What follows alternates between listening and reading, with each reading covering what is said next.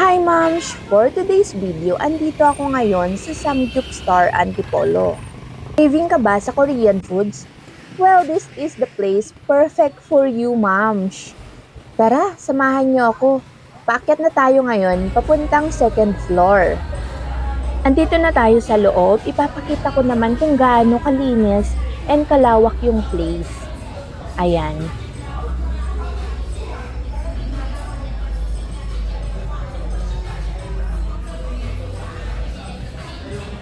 So, dito yung magiging pwesto natin. Ayan.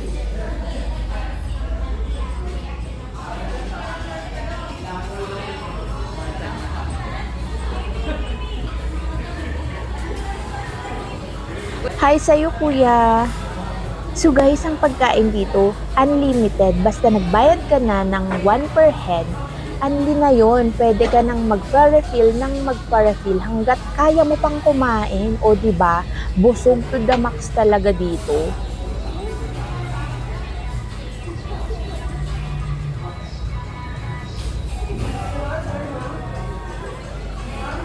Meron din pala ditong mga beverages like beer, soju, mga soft drinks.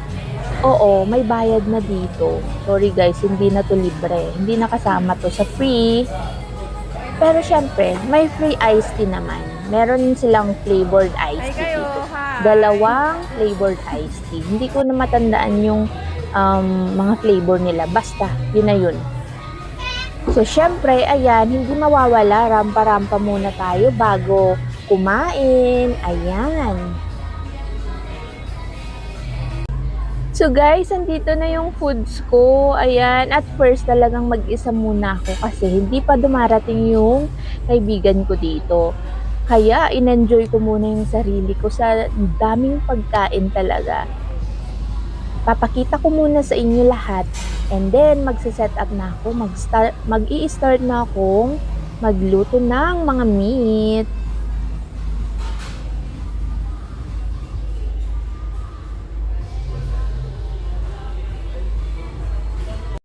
Ayan na nga, at mag-start na tayo magluto. Nakaka-excite talaga kahit hindi ko masyadong alam yung mga pinaggagawa ko dito. Kasi ang tagal na ng panahon nung last time na nag-visit ulit ako dito eh. Kaya yan, parang nangangapa-ngapa na naman ako. Alam nyo na. Pero syempre, papatalo ba naman tayo? Papakabog ba naman tayo? Hindi, diba? Ayan. So, naglagay na ako. Magluluto-luto na ako. Parang feeling ko dito talaga nun, me time, ganyan. Kasi ako lang, tapos enjoy lang. Pinagtitinginan na nga ako ng ibang kumakain. Kasi ako lang talaga yung alone. As in alone. Kasi ayaw ng asawa kong sumama that time. Sabi niya, mas gugustuhin daw niyang magpahinga sa bahay. Maiwan na lang sila ni Ayon. Kasi parang nag-worry din siya kasi syempre doon sa table namin may luto-lutuan, ganyan, baka sa kakulitan ni Ayon mapaso siya or kung anong mangyari sa kanya. Syempre inisip ni Papa namin na safety first, diba? Tama naman siya kasi medyo mainit talaga yung pwesto kasi nagbabaga talaga yung uling. Wow, nagbabaga. For me din talaga, okay na din to sa akin yung may me time ako kasi buong week nakaka-stress naman talaga. Hindi naman din biro yung ginagawa naming mga nanay na nag-aalaga. Hindi naman sa pagre-reklamo, diba? Pero maganda din na may me time kasi sarili mo, love yourself, ganyan. So ayan, ang dami kong sinasabi. Fast forward ko na nga para makakain na tayo.